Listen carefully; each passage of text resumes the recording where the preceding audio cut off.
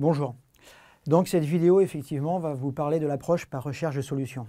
Alors qu'est-ce que l'approche par recherche de solutions? Une démarche de plus ou une démarche complémentaire à toutes les autres? Cette démarche prend sa source, ses racines, prend appui sur un certain nombre de démarches bien connues, celles des théories de Lewin, de Kotter, Autissier et bien d'autres, mais essentiellement dans ce que nous a proposé effectivement David Cooprider à travers l'investigation appréciative, en anglais Appreciative Inquiry. David Cooprider, grâce à cette démarche d'accompagnement au changement, a effectivement accompagné un certain nombre de collectivités, que ce soit la mairie de Chicago, que ce soit le ministère de la Défense aux États-Unis, mais également de grosses entreprises du secteur privé, et des entreprises d'ailleurs de taille tout à fait différentes, des PME ou des TPE. Alors, les principales caractéristiques de cette démarche de conduite du changement, ou plus précisément, je préfère d'ailleurs le terme de pilotage de la transformation, voire de l'innovation.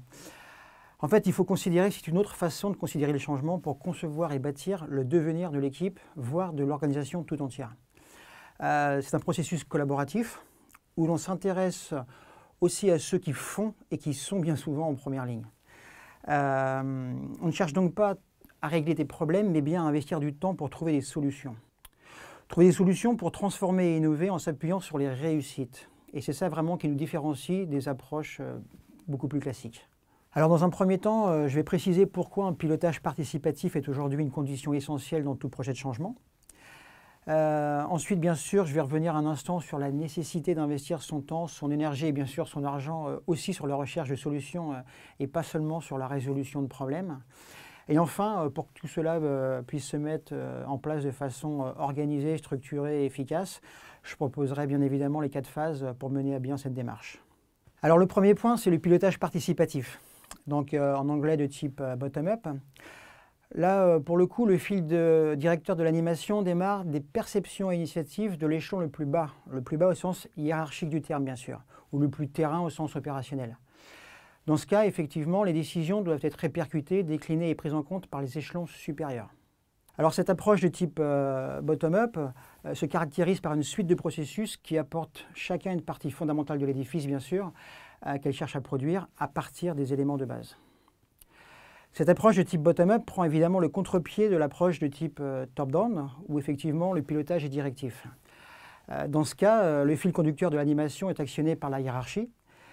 Ainsi, les échelons subordonnés ayant pour fonction de mettre en forme, d'exécuter, de déduire et enfin d'améliorer les consignes prescrites. Donc, concernant effectivement cette approche de type participative, il ne s'agit plus que les décisions se prennent sur un coin de table par le top management, mais bien que le plus grand nombre prennent part effectivement à la prise de décision collective et participative. Donc concernant le second point, la recherche de solutions en s'appuyant sur les réussites. De mon point de vue, il existe 2 processus principaux pour prendre en compte ces éléments de base. Le premier, c'est effectivement les méthodologies par résolution de problèmes. Le second, c'est l'approche par recherche de solutions. Alors concernant les méthodologies par résolution de problèmes, l'idée effectivement, c'est de passer d'un état présent à un état désiré. Et dans ce cas, on va fouiller dans le passé pour tenter de régler des problèmes. L'approche de solution, effectivement, nous permet également de passer d'un état présent à un état désiré. Mais là, l'idée, effectivement, c'est de se tourner vers l'avenir pour ensemble trouver des solutions. Donc cette approche par recherche de solutions modifie réellement notre façon de considérer le changement.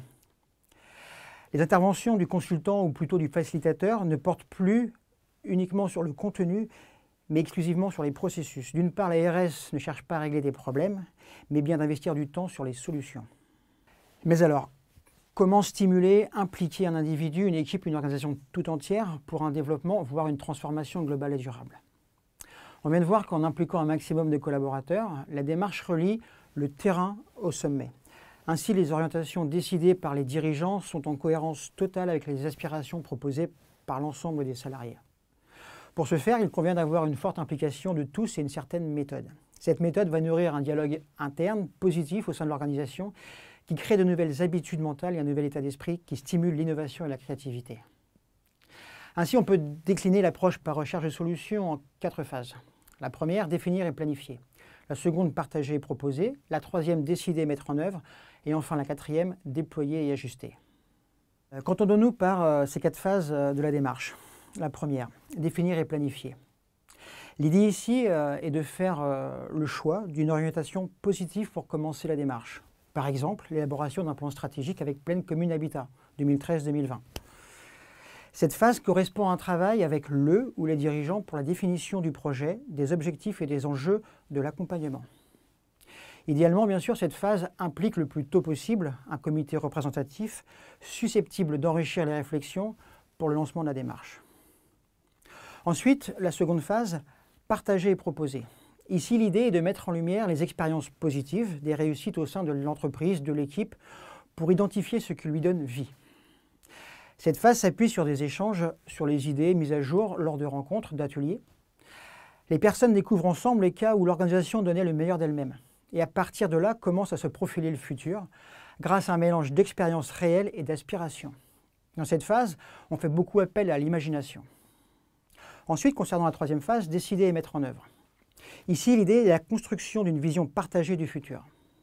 Une fois que la priorité stratégique, le partage et les propositions sont définies, l'étape suivante donc consiste à créer l'organisation souhaitée et concevoir un système qui la mette en adéquation avec son environnement. On peut ainsi prendre appui sur les succès pour bâtir des propositions qui vont permettre de jeter un pont entre le meilleur du présent, ce qui est, et l'avenir souhaité, ce qui pourrait être, en tirant parti de l'aspiration collective. Enfin, la quatrième et dernière phase, déployer et ajuster. La recherche d'actions innovantes pour réaliser le rêve commun. L'équipe qui pilote le projet donc annonce publiquement les actions retenues et demande l'appui de tous à tous les niveaux de l'organisation. Ainsi, des groupes, autogérés ou non, planifient alors les prochaines étapes qui permettront l'appropriation et la pérennisation de l'élan, vital pour créer la démarche.